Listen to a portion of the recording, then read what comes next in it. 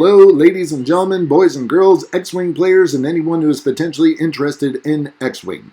Welcome to part 3 of this battle over Endor Scenario, where we are about to begin round 4.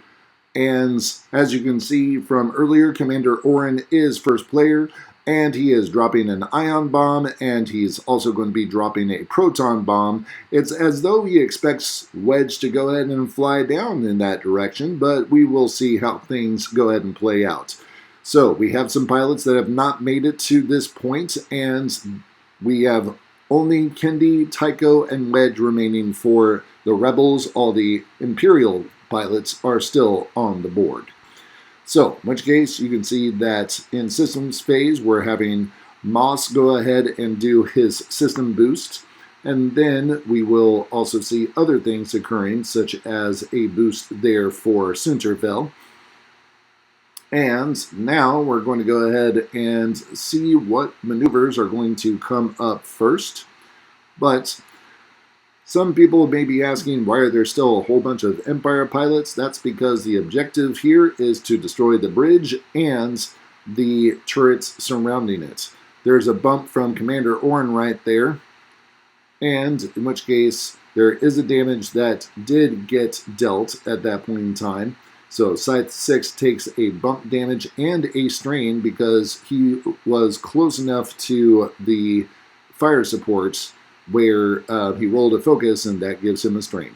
Scimitar 1 is going to take a bank turn right, and we will see what action he has there in just a moment.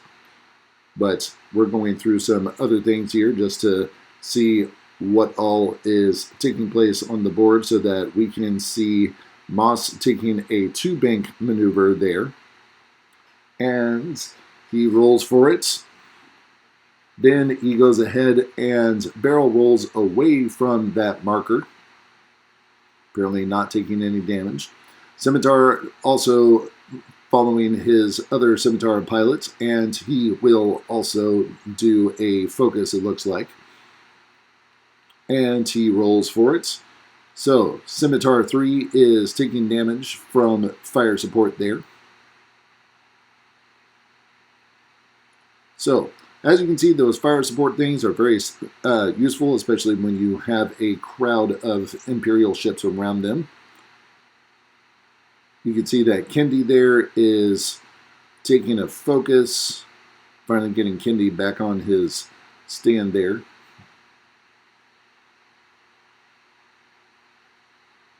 All right, so a lot of different things going on at this point in time. We also noticed that I made an error during system phase where I was supposed to go ahead and rotate Tycho's turrets, so Commander Orrin was kind enough to let me go ahead and take that back.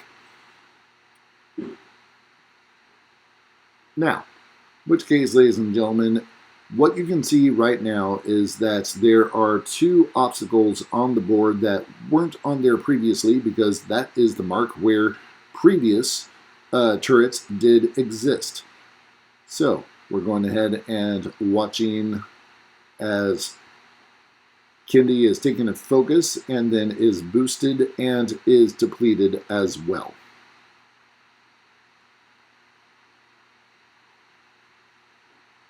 That is one of those unique talents from the standard loadouts from the Battle of Endor.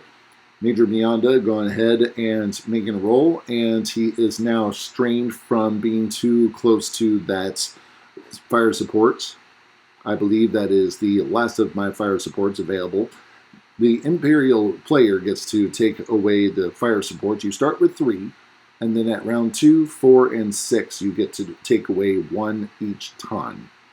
So, another one of the fun additions to this particular scenario pack. Now, still moving forward with all the different ships that have to be taken care of. Tycho is going to go ahead and take a boost and a red evade, trying everything that he can to stay alive for 1 more round. Now, as you can see, I boosted him to get out of 1 arc with the turbo laser turret there. And you can see that Sunterfell is going to take a focus after taking a too hard turn. And then, what do you know? His brother-in-law also taking a 2 hard turn, except to the left this time. And they are going to be facing off against each other here momentarily. I am taking a healthy debate to figure out if I am going to target lock and use advanced proton rockets on, advanced proton torpedoes on the TIE fighter in front of me, Scythe 6 that is, or if I'm going to preserve those things and use them on the command bridge. So, in which case, after a little bit of debate, I will go ahead and lock Scythe 6 and time for shots. So, in which case, first player being Commander Orrin, he's going to go ahead and use Sunterfell to shoot at Wedge, and Sunterfell strips one of the shields off of Wedge at that point in time. Now, I'm going to go ahead and use my 5 attack dice to take on Scythe 6, and suffice it to say, Scythe 6 is down and out for the rest of this game. Possibly the only Imperial ship that I will get due to the fact that we are focusing on the objectives, the turrets, and the bridge. Now we move on to our 5s, and in which case you see that Moss right there is looking at options for shots. And Psycho Tycho going ahead and figuring out what all can be done. Oh, I'm sorry, he is firing into Kendi, my mistake. So, apparently he missed Kendi, so we are all good there.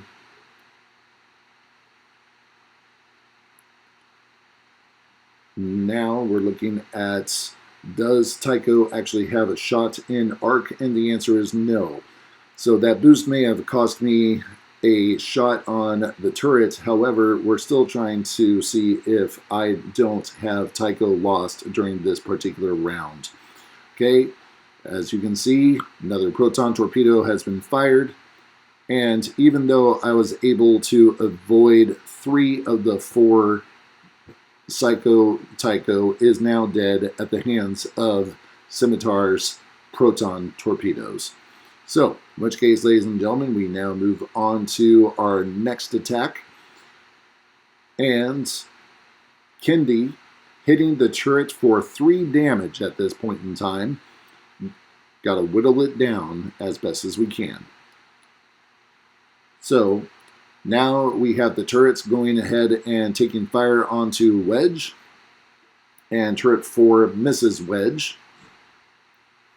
So we are moving on to what can happen next with this next turret. He's going ahead and checking range, but apparently has no target in arc. And that is the end of that round. So now we are seeing who is going to be first player. And in round 5, it is still Commander Orrin who is going to be first player. We'd like to say thank you for watching, and please make certain to subscribe to our future transmissions.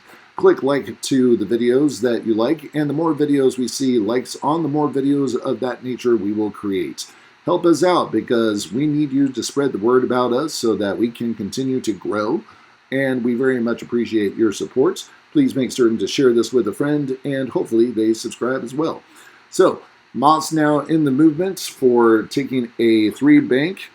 And then Scimitar 1 is going to be taking a 2 hard turn there. Scimitar 1 taking a red focus because of the bump that he just, how shall I say, experienced. So now, in which case we also have another 3 bank or a 3 hard turn. Scimitar 3 goes ahead and locks Kendi at that time. And now it is time for Kendi to move.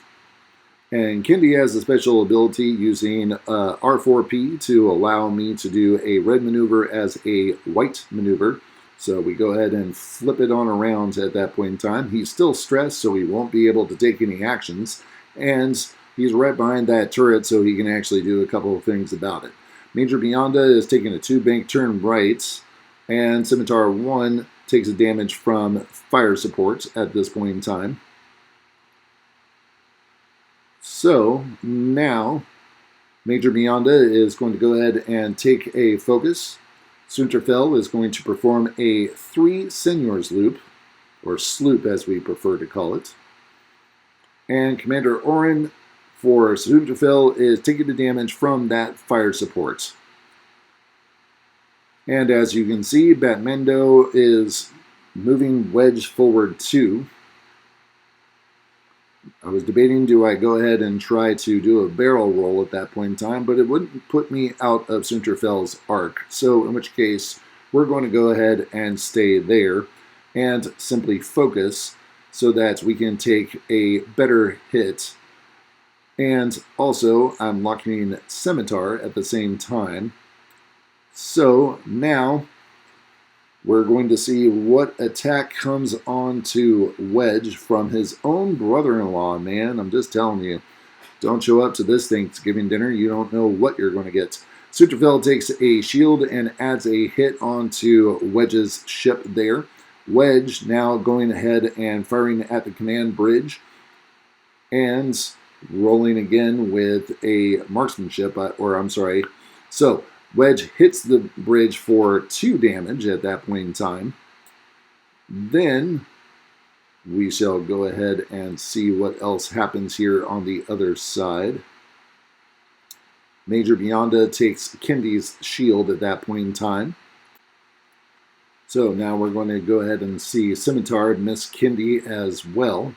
And now you're going to hear a little bit of the reasoning behind, do I shoot at a TIE bomber or the turret? This one is literally 2 away from death. And that's the mission. Yep. So I gotta do it, even though it seems absolutely stupid. And you got 3 more turns for Wedge to solo. Yeah, exactly. Hit crit. I mean, it's overkill, so it's dead. So we have successfully destroyed 3 out of the 4 turrets on the mat there. We're going to be replacing that one with a debris cloud right in front of the path of that TIE fighter. So, in which case, the next thing I'm also going to tell you is that the command bridge is close to being destroyed, but the question is, can these 2 X-Wings finish it off? Join us Saturday for more Battle of Endor. And as always, BatMando out.